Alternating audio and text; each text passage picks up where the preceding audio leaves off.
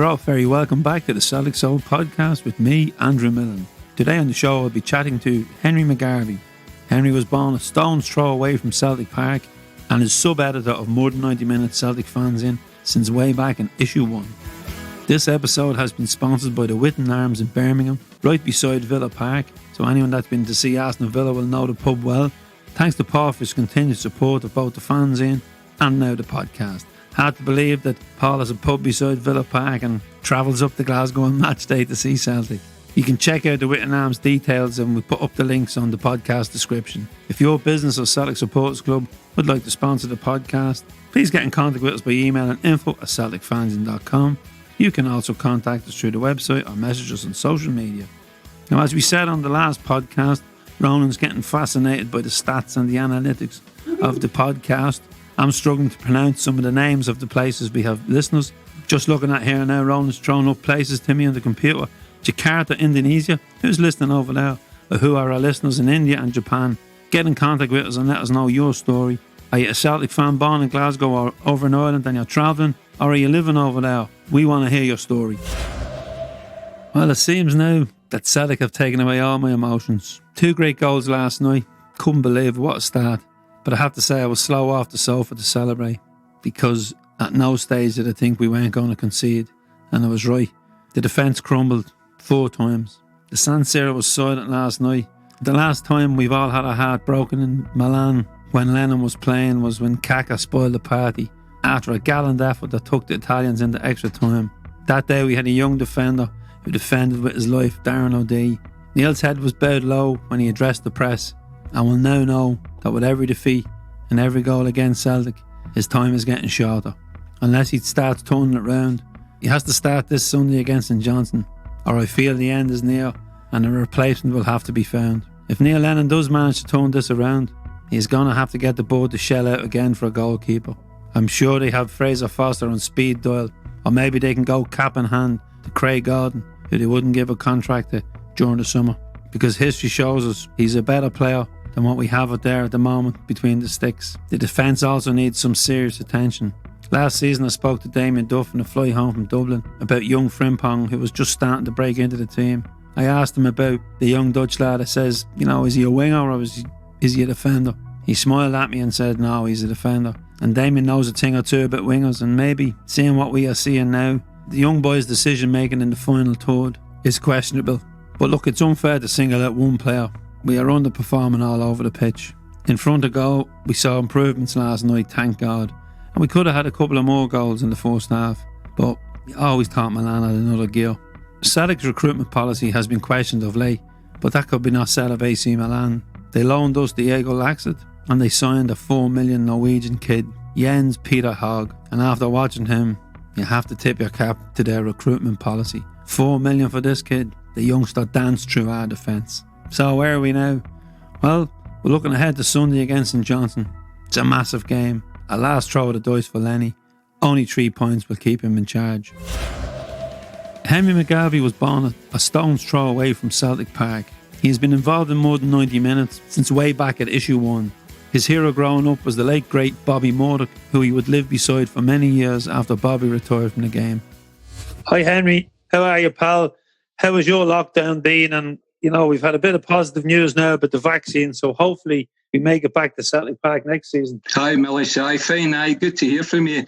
I think just like everybody else, I'm missing the football, obviously in particular Celtic.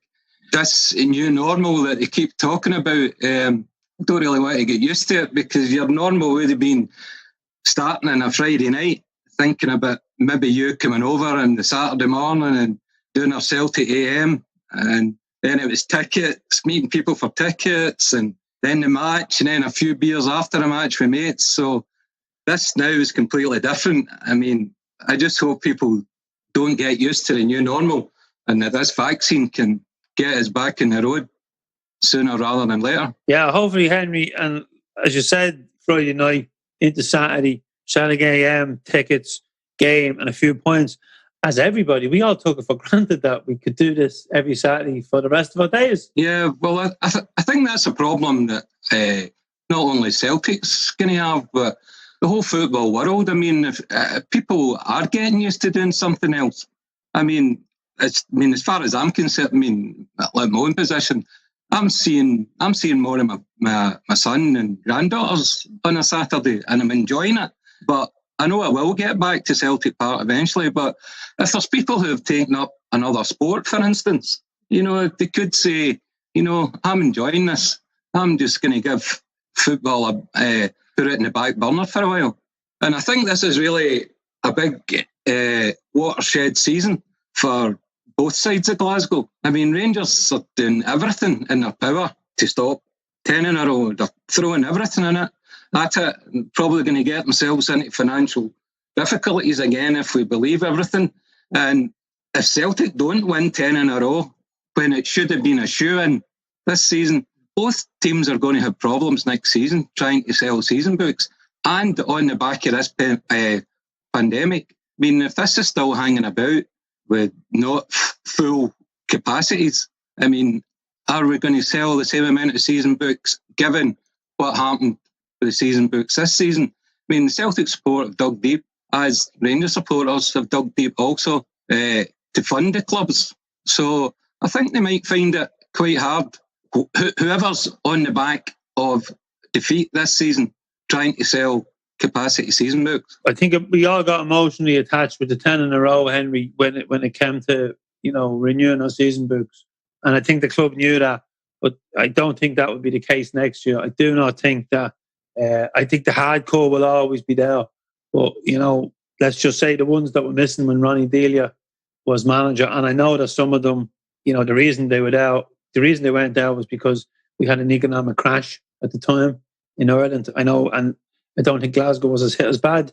We also had no Rangers, and no matter what people say, Rangers is the one that fills the stadium. Rangers is the one that Celtic could sell tickets for 50, 60 quid for. They couldn't sell it for any other club. So, maybe the club are guilty of not burying Rangers because of the financial benefit they get from having them close to them. Well, that's, there is a lot of truth in that, and I think Celtic have, they've really missed a step there. I mean, Rangers could have been buried. I mean, it wouldn't have taken an awful lot of millions. I mean, okay, we spent a few million this season, but it looks as if we spent it badly. But surely Dermot Desmond could have, really just blown them out the water. I mean, what really is the bigger picture here? I mean, do Celtic really want Rangers buried? Do we want them gone? I mean, there is loads of supporters, thousands of supporters do want them buried, but it would have to go into some other league if Rangers weren't their village. I mean, we need them. We need that big match 4 times a season. There's nothing like it in the world. It's fantastic. You think that we would lose that match? I wouldn't like to lose it. As much as I would like to win 20 in a row, and have them, I wouldn't mind them being a St Johnstone or a Hamilton Accies, but I'd still like them to be there. And of course, Henry, you live in the city. We're kind of so far away from it. In the building I walk in, there's one Rangers fan, and thankfully he's working from home at the moment, so I don't get to see him because there's only a skeleton crew in the building. But I can imagine for people living in Glasgow having to go into work and be ridiculed at the moment after being ridiculing them for 9 years. It must be hard to take for some people. Well, I'm sure it is for the people that actually are working. I mean, there's loads of people not working or whatever because of the pandemic and like my own situation is I'm retired, so I don't go into work to see Rangers supporters. But the pandemic is helping in that regard. I'm not going to the pub where I can meet my Rangers supporters mates and get a big time off them, so you're not really seeing any of them. The only feedback you're getting is if you from newspapers and the media, and as we all know, the Scottish media is not the best in the Celtic corner, and especially when we're down, they're really putting the boot in. So to that regard, no, I'm not really seeing any Rangers supporters face to face, which is a good thing. Yeah, and sadly, some of our own Celtic websites are the clickbait ones that I go on about so much, but they are cut and pasting articles from the Sun, the Daily Record, and people who are not friends of Celtic. And, we seem to have these sensationalised headlines, and when you click in, it's nothing more than what was in the newspapers. Especially when you're reading ex-Celts, that's the big thing. You've Charlie Nicholas, Sandy Walker, etc. They like to, as if they're doffing the cap to them. Well, they want to keep their wages, don't they? But that's it, money talks. Yeah, and as well as that, when you think of the likes of Charlie Nicholas, Charlie lost his job on Sky, and he's trying to stay relevant as well. When really his opinion is irrelevant. Yeah. Well, I suppose when we're in this age of laptops, and it's really easy for people to make comments. Where years and years ago it would have to be through a newspaper column or whatever, which I'm sure was hard to get for certain types of players. But anybody can make a comment now. Any ex-player can say anything, and it's up on a website somewhere within seconds. Yeah, I'm convinced Chris Sutton has been cloned, because he can simultaneously tweet, commentate, write a newspaper column, podcast, and last night, to my shock and horror, he was actually on the advert for a takeaway delivery company. I've seen that. So I'm now convinced Chris Sutton has been cloned. There's definitely, and the next thing that's going to happen, Henry, is there's going to be a cult of Chris, and he is the new Messiah, and everything he says, all he has to do is put a tweet out, and he's got column inches on all the websites within 2 or 3 minutes. I seen that on the TV last night, and I had to have a double take. I mean, it's like Chris Sutton. And it was, but I'll say one thing: Big Sutton's in our corner anyway. Oh yeah, that's for sure. He throws him a couple of tidbits now and then, but big man's in our corner. You better believe it. And we need everyone in our corner at the moment, Henry. It's a bad watch in a moment, isn't it? Yeah, the season, look, it hasn't gone to plan. The fans are split. The board are silent. The players have underperformed, and we now find Neil Lennon hanging by his fingertips to the manager's seat. Well, just going back to the thing about the fans, I mean, I think just us not having the fans is a big, big thing. I know it's the same for everybody, but I think Celtic really are missing the support. I mean, when you look back at some of the games last season, like take for instance Brown's goal against Kilmarnock in the last seconds, that's the fans that's driving them on.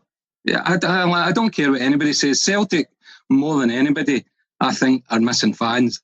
And I think Rangers have enjoyed the fans not being there, because if you were 5 minutes into a game at Ibrox and things weren't going the way they were planned, the fans were on their back. And when the fans got on your back, mistakes happen. And I think the stars have just aligned really, really terrible for Neil Lennon, with the bad signings, no fans, pandemic, players doing a couple of stupid things, ball and goalie. Just everything seems to have aligned wrongly for Neil. And do you think that they've aligned correctly for Jared, because he's had very little COVID to deal with? He's had no players coming back from international duty with COVID. He has always a fit squad to pick from. And I had Jim Riley, who was based in Sydney, on the podcast earlier in the week, Henry, and he said, they're hungrier than us. Have our team, have our players, have they got fed up winning? Is the hunger gone? Yeah, well, that can become a problem. Success can breed complacency, and and maybe that's what's just happened. I mean, so some of the players have been there, done it, and got the T-shirt. Ian McGregor's been unbelievable Celtic player, but I mean, is he saying, right? Well, I'm coming to the end of this now. I mean, I can see McGregor going, and Christie as well, who's had great seasons and now looks a different player. And I might add, he looks a better player for Scotland than he actually does for Celtic. And is their eye taken off the ball now?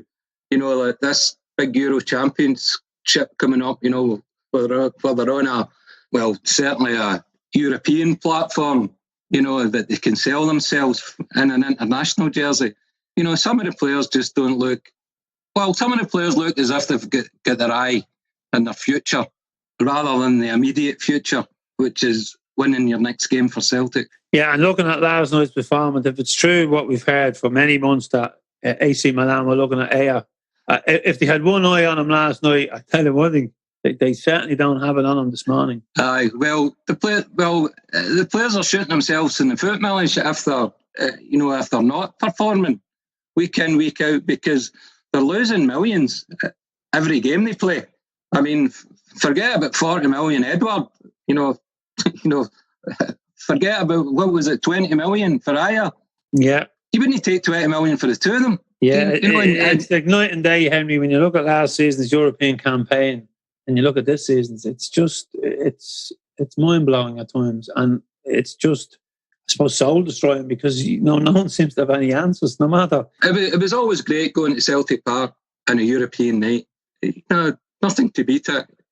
Every Celtic fan in the world loves Celtic Park on a European night.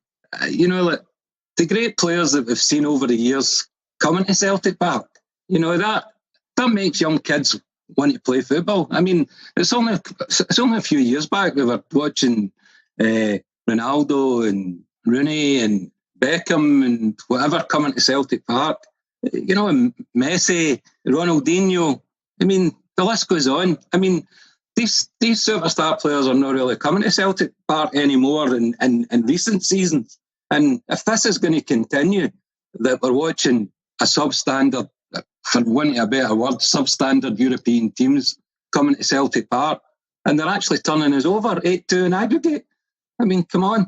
I mean, I still couldn't, if you asked me right now to name any of the Sparta Prague team, I couldn't name any. No, yeah, you name some players there that we witnessed in Celtic Park, and you named a couple of Man United players, you named a couple of Barcelona players. We beat both of them at Celtic Park. Yeah, I mean, can you see those days ever coming back? I mean... Well, I never say never, Henry, but it just seems to be the gap seems to be getting bigger and bigger every season. You only have to look at the Champions League. You can predict the two teams that are coming out of each group. Very seldom there's a shock. Yeah, well, I mean, in the same token, it must be getting boring for teams at the top, because you mentioned teams that are always there. Barcelona, Juventus, Man United, Man City, Liverpool. I mean, it must get boring for them, those early stages of that competition, really. I mean, because they know they're going to be there at the end of the competition. Yeah, so, it certainly doesn't kick off till they go into the knockout stage. Sorry, I was going to say, especially the European teams. I mean, their live games out with the pandemic are almost empty stadiums in those early stages. True. So I mean, they must say, there isn't any point in going to see Celtic. We're going to beat them. But there isn't any point in going to see Sparta Prague. We'll beat them. Let's save the money for the quarterfinals.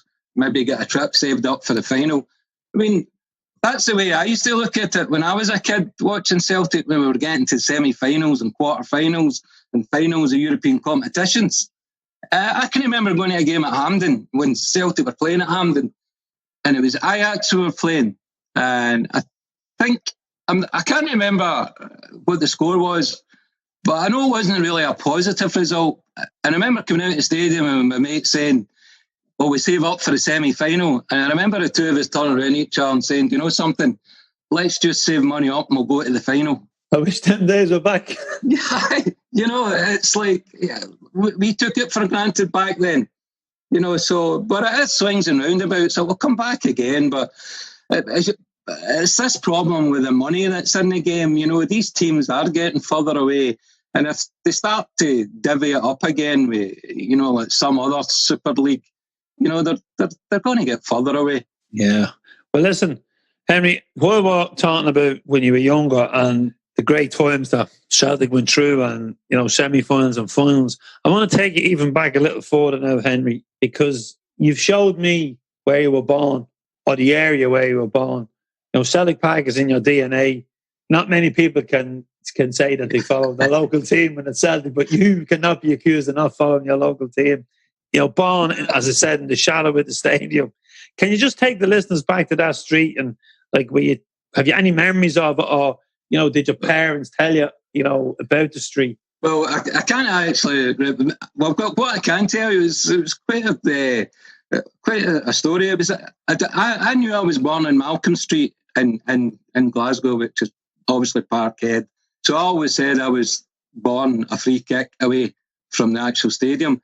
But I was at a night out a couple of years ago with Jim Simonetti. I was sitting at a table with Jim Simonetti, who runs the Jimmy Johnson Academy.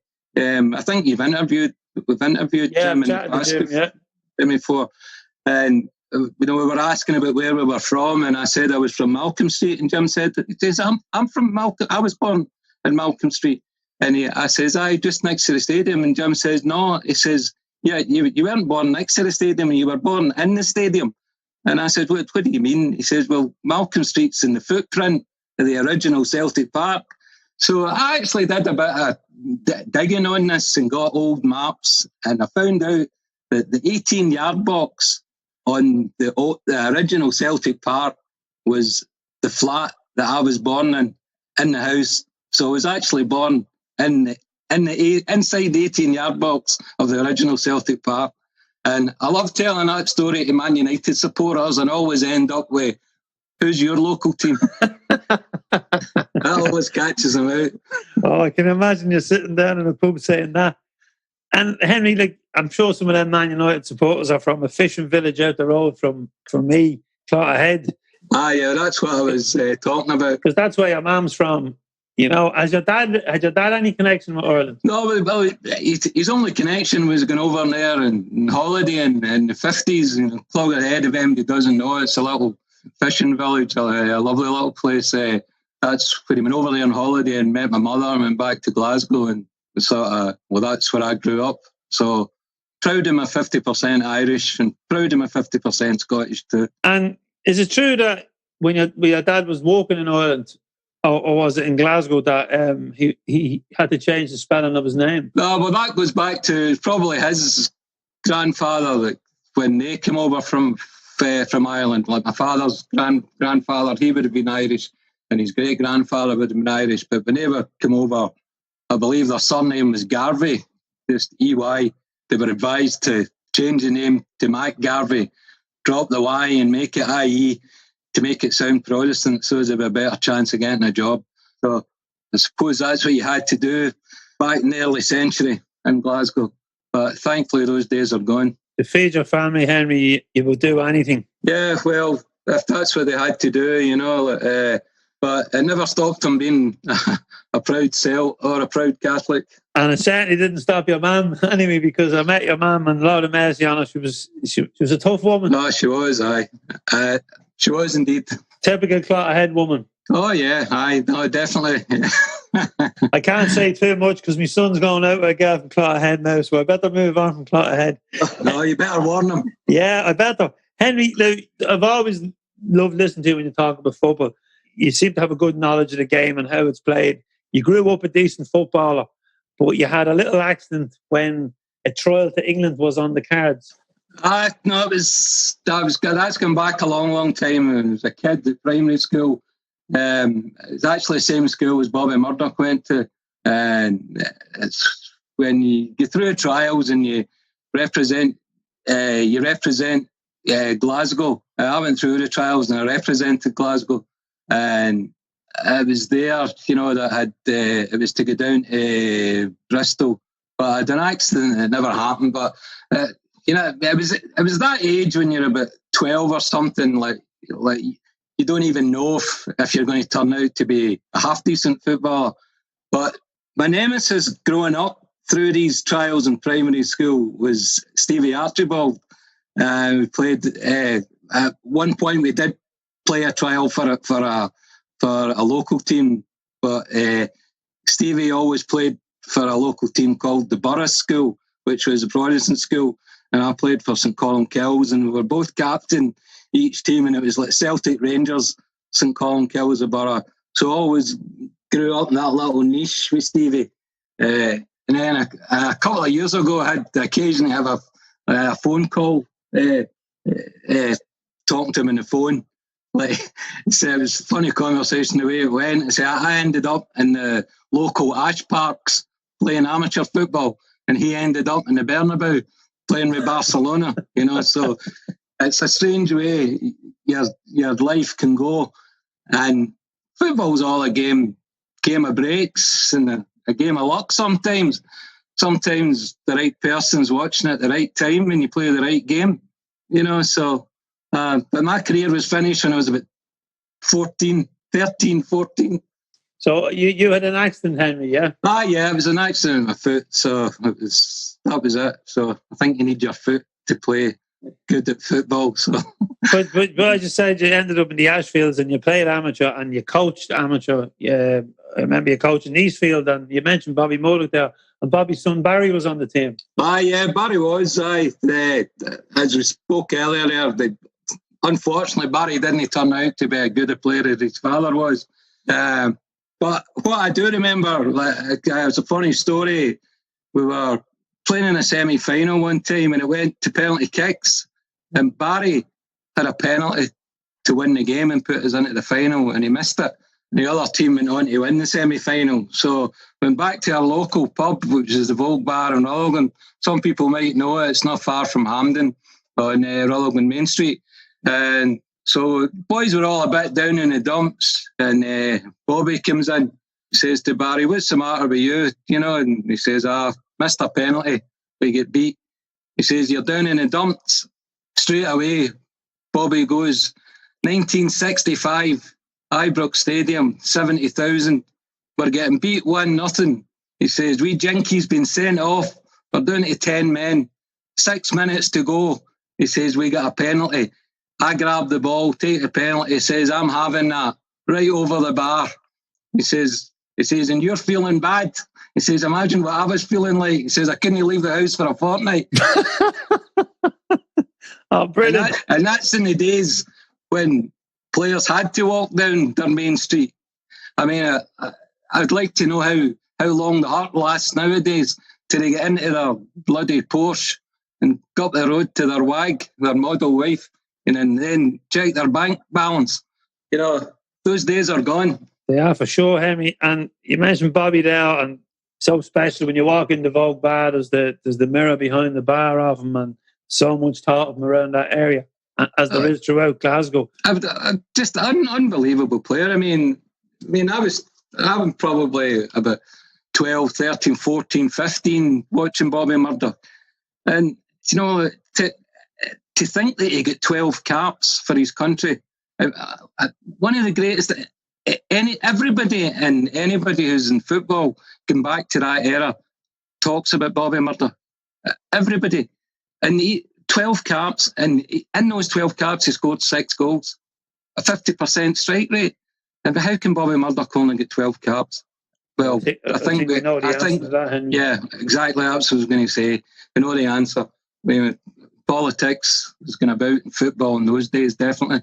Yeah, and it's interesting you say that. I've been lucky enough to interview most of the Lions, either on stage or in person, or for the fanzine, or even for the podcast. We've had John on, and Bobby Murdoch is in every single interview he has brought up, and he has spoken in so high regard, Henry. And with Jack Charlton dying, I then started to listen to stuff about Jack Charlton when he was manager of Middlesbrough, and his midfield was Bobby Murdoch and Graham Souness, which led me on to chase up what Souness taught Murdoch. And the high praise he spoke of him, and you say 12 caps for one, if not the greatest player, it was definitely, people say Jimmy was the greatest entertainer and Bobby was the greatest player. Yeah, I mean, there's no ex-professional has got anything bad to say about Bobby Murdoch as a player. He was an unbelievable player. And the fact that he's in the greatest ever Celts team tells you that alone. And probably Henrik's maybe lucky that he was the greatest ever Celt. I think, who's the greatest ever Celt? Jimmy. Jimmy. I mean, probably Jimmy, if it wasn't Jimmy, it would definitely be Bobby, because he was Mr. Celtic. If Bobby Murdoch was playing well, Celtic were winning. And Bobby Murdoch played well 95% of the time. And it's funny, Henry, just before I set up the interview with yourself, the phone rang and it was Paddy Dunn. It was Celtic fans from the 60s will remember Paddy Dunn at Dublin or going over to play for Celtic before, I suppose, things happened, but he was very unlucky because it was Bobby Murdoch he was competing with for the place. Well, that was unlucky. I'm going to try and get Paddy on to the show maybe before Christmas, because I know he's going in for an operation next week. Sorry to interrupt you, Milne. See how you were talking earlier about Jinky being the greatest ever Celt. I mentioned earlier about that Jimmy Johnson Academy. I mean, if any Celtic supporter ever gets a chance to go up there and have a look round about their changing room area and see the Jinky Johnson memorabilia that's there, and how I think you've been there, haven't you? I haven't been. No, I was supposed to go up, but Jim invited me up. But shall we this lockdown? Well, you should make a point of it, because you see the all the accolades from Jimmy Johnson from when he died, from from Jose Mourinho to Claudio Reyna, Glenn Hoddle, everybody. It's a who's who. So he was obviously a genius. Maybe a flawed genius, as somebody says, but you need a bit of that in you if you're a genius. Well, we just witnessed Maradona pass away, and he was a genius, and he had, maybe flawed, but I think, Henry, you were so lucky to growing up in that era. The Lisbon Lions and the likes of McGrain, who followed, and Dalglish and so forth, and like you've seen some bad times. Henry, just to quickly, you remember the first 9 in a row. Can you remember any thoughts of when that fizzled out, when they went for the 10? Well, I think it may go back to what you said about taking things for granted. I mean, possibly Celtic took their eye off the ball, I don't mean. Look, when I was growing up at that age, when you're talking about that first 9 in a row, all it was success for me. And I think some of the boys at this moment in time are growing up with that same success, but unfortunately they're taking their frustration now in a different way than we probably did back then.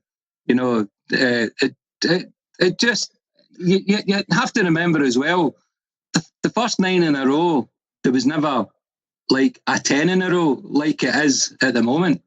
We were just going along to league games, and if we won the league, we won the league. But since we've won the league from about 7 in a row, it's always been 10. So there's this holy grail that's probably not helped Celtic. Well, it's certainly not helped him this season. And it didn't help when Mr. Rodgers left. He was a man who was meant to be here for 10 in a row. Or so the song says. Yes, aye. And just this 9 in a row, Henry, no matter what happens this season, whether we win or lose the league, it's been a phenomenal run domestically, all the trophies, and to do 9 in a row. And some will say, oh, well, you've done it without Rangers and that. We can only beat the teams in front of us. Is there a moment in this run, that really sticks out? Yeah, we were really good then, and we were, I think back to the Dembele game against Rangers in Celtic Park under Rodgers. I just, and it reminded me of the 6-2 with Martin O'Neill. There's just, before that, there's just a few games stick out in your mind. There's a ring that sticks out in yours, or any player that sticks out? Well, obviously that game you're talking about, I mean, because there's that many old firm games now, or whatever you want to call it, the Glasgow derbies or Sevco, Celtic, whatever. There's that many of the games now that, to me, it was a lot better when there was only 2 games a season and you'd maybe meet them in a cup tie. It was massive then. You were talking about the game weeks and weeks before it happened. But now, sometimes, there was a couple of seasons ago did we play them 7 times during the season or something? Possibly, yeah. We seem to be playing every couple of weeks. Replay involved, But when a game does come up like that Dembele hat-trick game, but the game I always remember most of all was I actually watched it in Liverpool. It was in Liverpool for the weekend. There was a pub in Liverpool. It was a pub just beside the Cavern Club, actually. I was just doing my tourist, but I had to go in and watch the game. And it was a game when we won at Ibrox, when Edward scored. We're down to 10 men, weren't we, at the time? Yeah, he came off the bench, yeah. Aye. No, that game is amazing. For loads of reasons. And even the funny bit, that was the Rangers commentator, wasn't it? What's the goalie doing? Yeah. What's the goalie doing, Tom? Yeah. No, that game particular sticks in my head during that run, because that's, to beat them with 10 men in their home park. Also the last game, when we're down to the 800, any of the 800 that was there must have been amazing. That must have been a highlight for them. Got to have been. And listen, Henry, I'm going to get my time machine out now, okay? And I have to put a bit of juice in it, and the juice is in it. And if I can take it back to any moment, so Folly and Celtic or any game, where would you like to go and relive? Obviously, Seville comes to mind straight away because, I was only about 10 or 11, I think, when we won it in 1967. So, I remember every moment of the game, but obviously wasn't at the game. I was in Seville, and that was just magic. That was just, the whole journey was brilliant. Apart from Blackburn away, that was only blot on it, if you can remember that game. Well, let's not bring that up on air. That'll stay for a live show. That Seville was a magical moment for every Celtic supporter. I mean, if we talk about 100,000 being there, if there was, but I was lucky enough to have a ticket, so I was actually at the match. But that was a highlight. Brilliant. Yeah, and there's so many stories, Henry. I don't know if it was you that was telling me or somebody did. Obviously, the night after the game, everyone's a bit deflated, and there's a lot of people sleeping on the monastery or chapel steps, and there's a couple of wee boys sitting in the corner, on the steps, drinking the last of the Buckfast. But you must remember, a lot of people arrived in Seville with no accommodation, and I think 6 a.m, the nuns come out to pray, and the chant went up. Who let the nuns out? And the party started again then. So there's just so many brilliant. And if there was room in that time machine, Henry, I'd be climbing in beside you. That's memories you'll take to your grave, Seville. Yes, definitely, Henry. I just want to bring it forward before we wrap up. I just want to bring it forward now. Sunday, St. Johnstone. Can we win the game? If we win the game, does it save Lennon from execution this time? If Celtic fail to win, is this his last throw of the dice?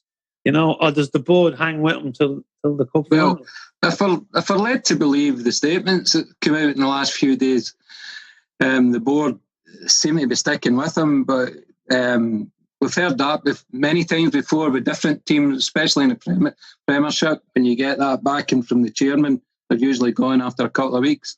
But they do seem to be behind him, and they're even Lenny's talking about buying players in January, so that he needs to freshen it up or maybe admit the mistakes for the players that's been brought in.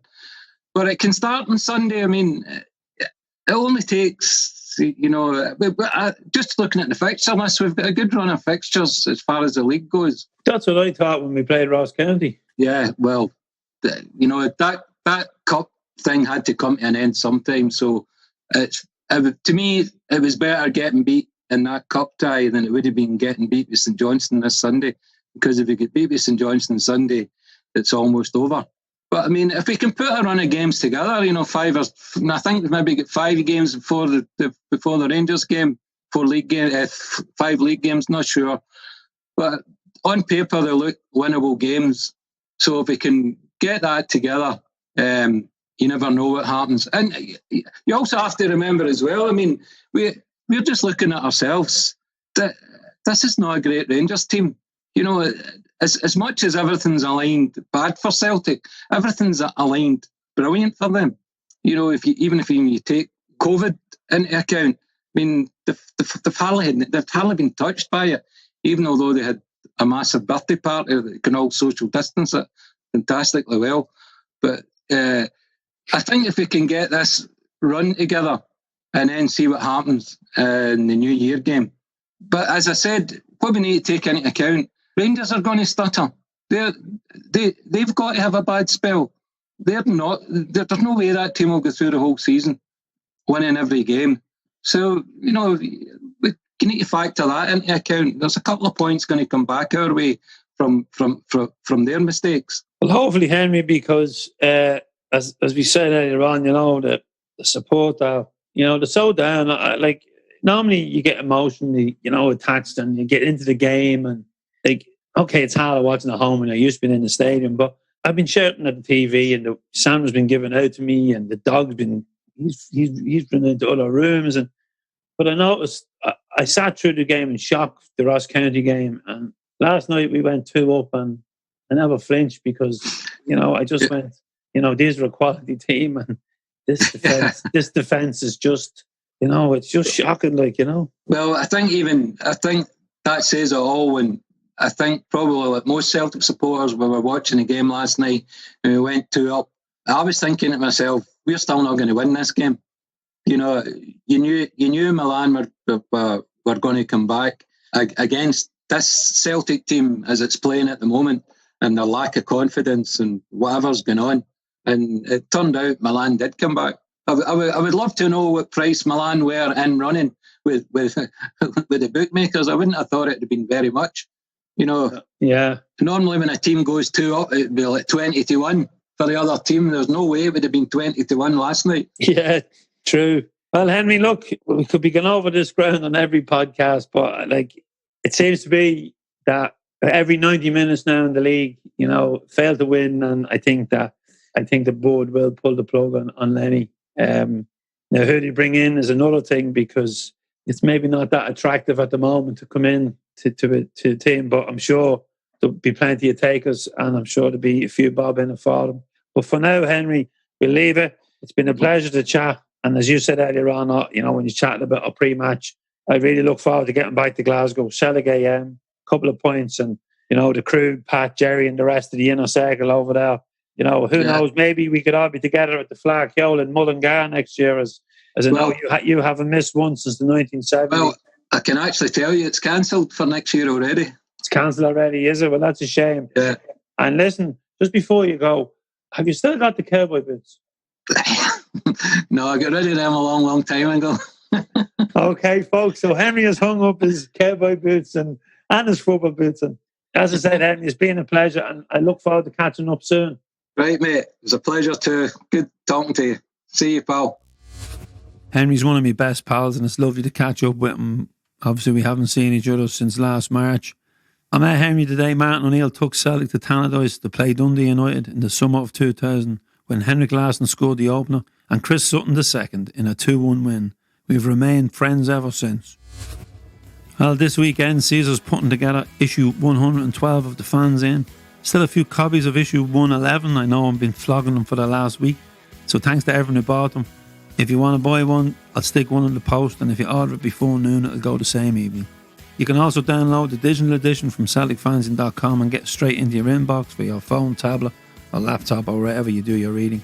Anyone taking out a 12-month print subscription will receive a free t-shirt, and if it's 3-month, we'll give you a free badge. All subscribers also get a digital copy of each issue while they wait for the print copy to drop into the letterbox, and access to all our back issues online. With no match day sales, your support means that we can continue with the print edition. Full subscription details will be in the podcast description. Don't forget to visit our online shop where you can see all our t-shirts and merchandise. And again, we post out all orders that come in before noon the same day. Each episode of the podcast, we throw out a special offer to the listeners.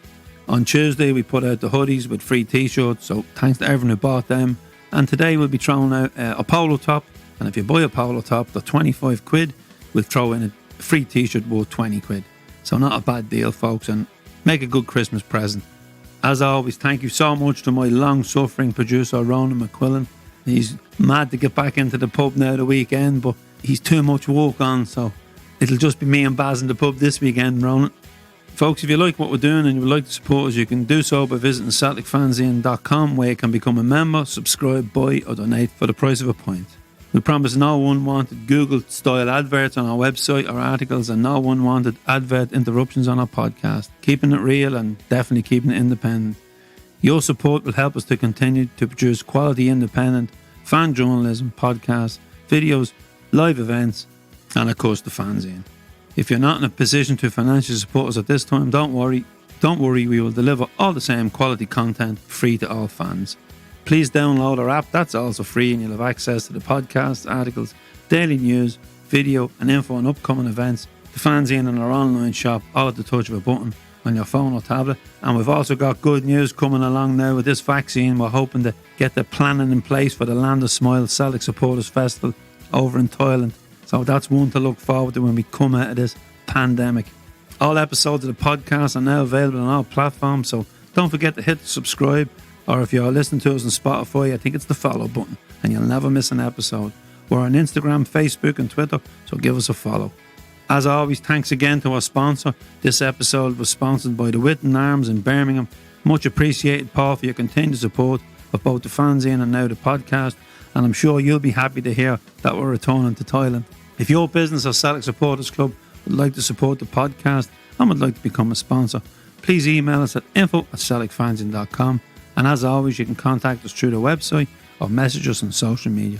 Keep all the comments and suggestions coming in. Let us know what guests you'd like to have on the show, and don't forget, if you're one of our listeners in a far-flung country, let us know who you are and let us know your story. Here's some of the comments that came in after the Jim Riley podcast.